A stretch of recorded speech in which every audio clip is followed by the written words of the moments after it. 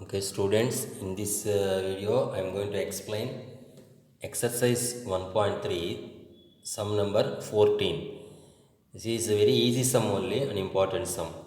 The distance of an object falling is a function, falling means freely falling, is a function of time t. That means as the time varies, the distance traveled by the object also varies and can be expressed as s of t is equal to minus 16t square. Okay, that means t is, if t varies, s of t also varies definitely because the particle changes its position from time to time. Graph the function. The graph lo ninga plot பண்ணி காமிக்கணும் and determine if it is 1 to 1 or not. First you have to find the graph of this function, then you have to tell whether it is a 1 to 1 function or not. Now listen, s of t is equal to minus 16t square. You know how to graph the function. For example, if I take t as 0, minus 16 into 0 square, 0. So that means at rest position. Now only it is started. Now s of 1 after 1 second, what is the position of this particle or object? Minus 16 into t square, 1 square. 1 square 1 only, no? So minus 16. So you see the graph here. After first second, okay, this is the position of the particle. Next second minus 16 into 2 square, because t square is 2 square. So 2 square is 4. So minus 16 into 4, minus 64. So the second, the position is here. So this is minus 64. Next, third second, minus 16 into 3 square, minus 144. So that is this position, third second. That means it is like a freely falling body. If you draw this one, this is the motion of the freely falling body like this. In physics you studied motion of freely falling body, projected bodies and all. So this is freely falling body. So this is the graph. If you want one more point also you can put, that is up to you. This is a graph. So up to this graph we finished.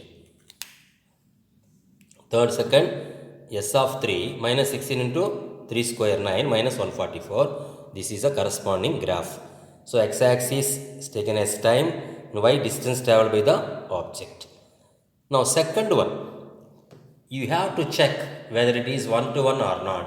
To check 1 to 1 or not, students, you remember I told one procedure. What is that procedure?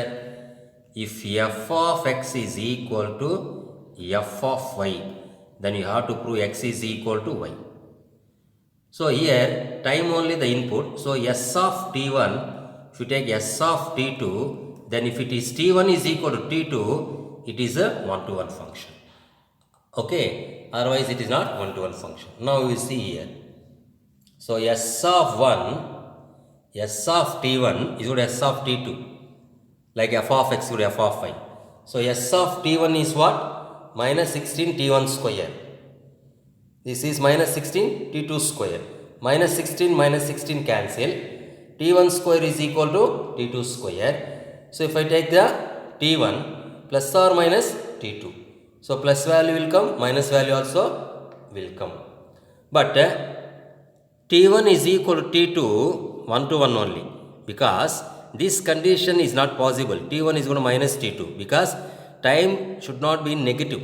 Time எப்போவுமே நெகட்டிவ்ல வராது. இப்போ நெகட்டிவ்ல போயிருந்தோன்னா என்ன அர்த்தம்? இன்னைக்கு வந்து 4 மறுபடி வருமா? வராது. So time cannot take negative. Always it will move only one direction, positive always. It will increase. It never decrease.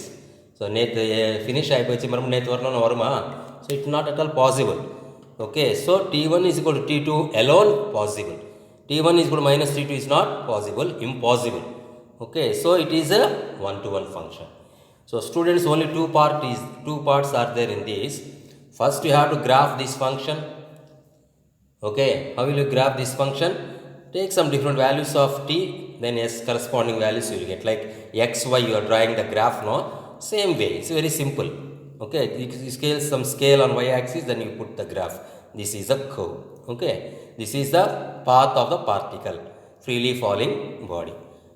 Now that is the first part. Second part is what?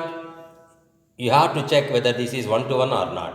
So if you want to check whether 1 to 1 or not, s of t1 is equal to s of T2 you should take, then if you prove T1 is equal to T2, it is a 1-to-1 function. So here T1 square with T2 square means T1 is equal to plus or minus T2 will come, but T1 is equal to minus T2, this case is not at all possible.